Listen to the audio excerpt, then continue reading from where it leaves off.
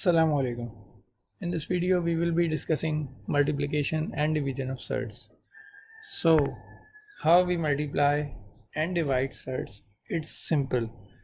The main rule that we apply is, जो कि indices में भी आपने पढ़ा होगा, that whenever two numbers are multiplying and they have the common power, what we do is, अगर मेरे पास a के पर भी power like I am writing it here, a के पावर भी एन है और बी की पावर भी एन है और वो मल्टीप्लाई हो रहे हैं, तो हम क्या करते हैं, हम ये करते हैं कि ए और बी को आपस में मल्टीप्लिकेशन में लिखकर इन दोनों की कॉमन पावर एन लिख देते हैं। ये इंडिसेस में आपने पढ़ा होगा। And same goes for here, कि हमारे पास ये डिवीजन के लिए भी सेम रूल होता है कि अगर ए की power N divide by B की पावर एन हो रहा है तो हम ए और बी को कॉमन यानी ए की पावर में लिख देते हैं और डिवीजन में लिख देते हैं। सो अगर n की जगह रूट हो, क्योंकि root is a reciprocal power, ये मैंने आपको पिछली वीडियो में भी बताया था, तो हम सेम रूल हम वहाँ पर इम्प्लीमेंट करते हैं रूट के लिए। यानी यहाँ जहाँ मैंने n लिखा है वहाँ पर अगर मैं रूट लगा दूँ, सो मेरे पास ये रूल मल्टीप्लिकेशन और डिवीजन के लिए बन जाएगा फॉर सर्ड्स। कि हम क्या करते हैं बेटा, कि हमारे पास अगर दो वैल्यूज़ हैं जो सर्ड्स हैं और वो मल्टीप्लाई हो रहे हैं या डिवाइड हो रहे हैं, तो हम क्या करते हैं, उनको एक ही स्क्वायर रूट के अंदर उसको हम लिख देंगे और फिर उसको सिंप्लीफाई कर देंगे जितना सिंप्लीफिकेशन पॉसिबल है। आपके सामने यहाँ पे मैंने कुछ क्वेश्चंस लिखे हैं, अब इसको मैं जल्दी जल्दी आपको सॉल्व करके बताता हूँ। जैसे यहाँ पर √7 मल्टीप्लाई विद √2 लिखा हुआ है बेटा, तो क्या करोगे, यहाँ पे दरमियान में कोई प्लस माइनस नहीं है, कोई और चीज़ नहीं है, डायरेक्टली जो है वो एक सर्ड दूसरे सर्ड से मल्टीप्लाई हो रहा है। Then what we will do is we will write a single square root that is long enough to hold the two numbers, और फिर आपने क्या किया, इनको दोनों को क्या कर दिया, एक ही स्क्वायर रूट में लिख कर मल्टीप्लाई कर दिया, बिकॉज मल्टीप्लिकेशन साइन दरमियान में था। 7 2s आर 14। अच्छा, कुछ बच्चे इस चीज़ को ना मिक्सअप कर देते हैं विद एडिशन। एडिशन सब्ट्रैक्शन में ऐसा कोई रूल नहीं है कि आप अगर रूट ए लिखा है और रूट बी लिखा हुआ है तो आप एक रूट के अंदर दोनों को ऐड कर दो, ऐसा कोई रूल पॉसिबल नहीं है। तो वहाँ पर ये इम्प्लीमेंट नहीं करिएगा। उसके लिए जो रूल है वो मैं आपको नेक्स्ट वीडियो में समझा दूँगा कि आपने कैसे करना होता है, ठीक है। तो पहले तो आप ये समझ लें कि जब ये मल्टीप्लाई या डिवाइड है दो सर्ड्स के दरमियान में, तो आपने एक सिंगल स्क्वायर रूट के अंदर उन दोनों को मल्टीप्लाई और डिवाइड कर देना है। That's it, this is the key thing जो आपको पता होनी चाहिए। अब ये सेकंड देखें, स्क्वायर रूट लिखा सिंगल और उसमें 11 और 6 मल्टीप्लाई कर दें, हमारे पास आ जाएगा 66। अब चूँकि ये दोनों प्राइम नंबर्स मतलब प्राइम नंबर्स तो नहीं है, लेकिन 6 के जो फैक्टर्स निकाले जाएँ वो 2 और 3 होंगे और 11 का कोई फैक्टर नहीं होगा, तो ये तीनों अलग अलग प्राइम नंबर्स हो जाएंगे 2 3 और 11। तो ये √66 फर्दर सिंप्लीफाई नहीं हो सकता, ये इसी तरह ही रहेगा। जहाँ सिंप्लीफिकेशन पॉसिबल हो वहाँ आपने करनी है। जैसे यहाँ पर हमारे पास आंसर आएगा 2 मल्टीप्लाई बाय 6 मल्टीप्लाई बाय 3। अगर मैं इसको नंबर की फॉर्म में लिखूँ पहले, तो ये मेरे पास बन जाएगा 6 3s are 18 and 18 2s are 36. So this is 36, but this 36 is a perfect square, जो कि हमारे पास 36 का answer as a perfect square अगर निकाला जाए तो 6 आ जाएगा। अब आप ये कहेंगे कि सर हम तो सर्ट्स पढ़ रहे थे, ये अचानक से सर्ट्स गायब कहाँ से हो गया। ऐसा मुमकिन है, सिंप्लीफिकेशन में हमारे पास कोई ऐसा नंबर भी आ सकता है जो परफेक्ट स्क्वायर हो, तो हमें उसे हटा देना है स्क्वायर रूट, ठीक है। So this is the answer.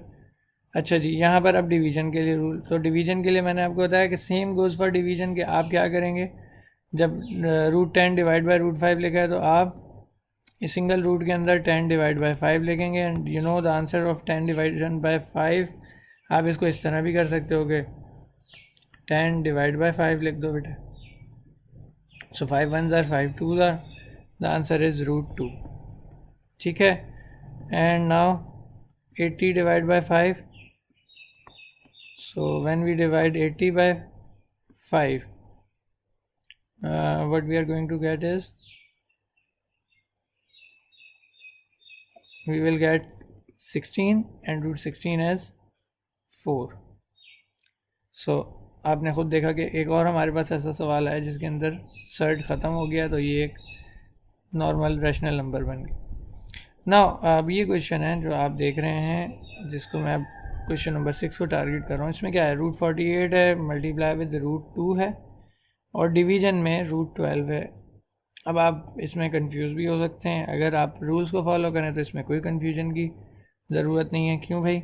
क्योंकि आप देखो बेटा, इसके अंदर मल्टीप्लाई और डिवाइड एक साथ ही हो रहा है, और मल्टीप्लिकेशन और डिवीज़न का रूल क्या पढ़ा हमने कि एक स्क्वायर रूट के अंदर आप इन दोनों को सॉल्व कर सकते हो।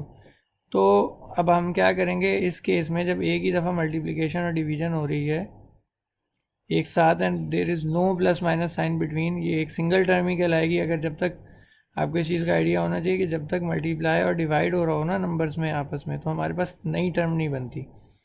तो जब कभी ऐसा हो तो इसका तरीक़ेकार भी बहुत सिंपल सा है कि आपने एक ही स्क्वायर रूट लेना है और उसके अंदर इनको, यानी मल्टीप्लाई वाली टर्म और डिवीज़न वाली टर्म दोनों को रख देना है। अब आपके पास ये 48 मल्टीप्लाई बाई 2 डिवाइड बाई 12 बन गया। अब आपने क्या करना है, इसको सिंप्लीफाई करना है जैसे आप करते थे। सो 2 1s आर एंड 2 6 आर, और 6 और 48 भी कैंसिल होते हैं, तो 6 1s आर और 6 8s are 48, and the answer of root 8 is, root 8 can be simplified further into 2 root 2। अब इसको आपने चेक करना है, तो ये सिंपल सा है कि भाई root 8 is 2 times 2 times 2, sorry,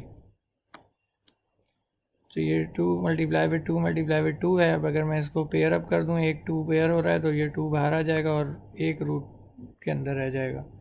that's it. सो ये आपने देखा। इसके बाद हमारे पास अब जो क्वेश्चंस हैं, इसके अंदर एक चेंजेस हैं कि हमारे पास जो सर्ड है उसके अलावा एक बाहर वाली टर्म भी मौजूद है। जैसे यहाँ पर 2 रूट 3 में 2 बाहर है और रूट 3 अंदर है, 3 अंदर है रूट के। इसी तरह सेकंड टर्म जो है उसमें 3 है और रूट 5 है। So what are the steps for this? The steps are simple. The number outside the root is multiplied with the number outside the root. जो रूट के बाहर वाला नंबर है वो रूट के बाहर वाले नंबर से मल्टीप्लाई होगा, रूट के अंदर वाला रूट बनाकर उसके अंदर मल्टीप्लाई होगा। ठीक है। सो अब हम मल्टीप्लाई कैसे करेंगे? 2 मल्टीप्लाई विद 3 हो गया, और फिर रूट बनाइए। ठीक है, रूट बना दें और उसके अंदर रूट के अंदर जो वैल्यूज़ थी वो मल्टीप्लाई कर दें। सो 2 3s आर हमारे पास 6 हो गया बेटा, और 3 5s are 15। So 6 root 15 is the simplified answer of this question. Next is, अब हमारे पास 3 ऐसी टर्म्स हैं, तो अगेन हमें करना यही है कि 3 मल्टीप्लाई विद 2 मल्टीप्लाई विद 2 किया हमने, यानी इसको इससे और इसको इससे किया। अब हम इसके बाद रूट के अंदर की टर्म्स को मल्टीप्लाई कर देंगे। 2 multiply with 6 multiply with 3। So 3 2s are 6, 6 2s are 12, and then 2 3s are 6, 6 6 are 36, and root 36 आप जानते हो किसके बराबर है? Root 36 is equal to 6। So the answer for this question is 12 6 are 72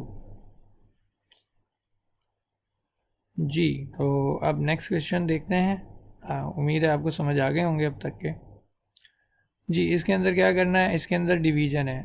अब अगर दो टर्म्स यानी सर्ट के बाहर भी नंबर हो और फिर आपको डिवीज़न करना हो, तो डिवीज़न भी उसी तरह से होगा कि सर्ट के बाहर की वैल्यू सर्ट के बाहर की वैल्यू से कैंसिल आउट होगी, और सर्ट के अंदर की वैल्यू सर्ट के अंदर से। जैसे 3 और 51, क्या ये किसी एक सेम टेबल में आ रहे हैं?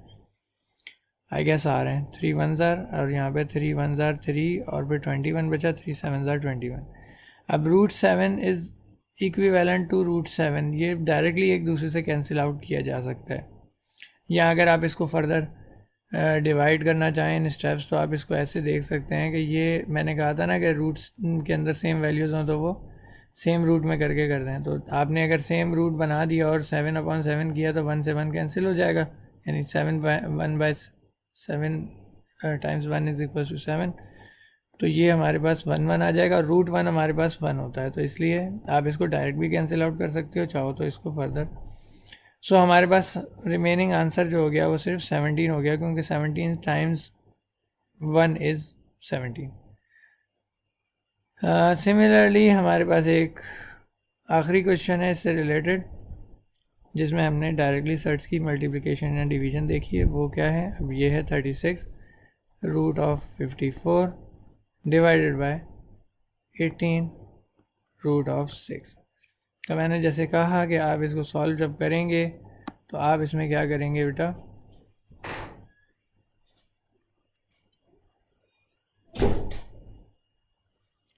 आप इसमें 18 और 36 को कैंसिल करेंगे तो 18 one are 18 two are 36। And similarly यहाँ पर जब रूट की वैल्यूज़ एक दूसरे से कैंसिल आउट होंगी तो ये इस तरह से बन जाएगा रूट 54/6।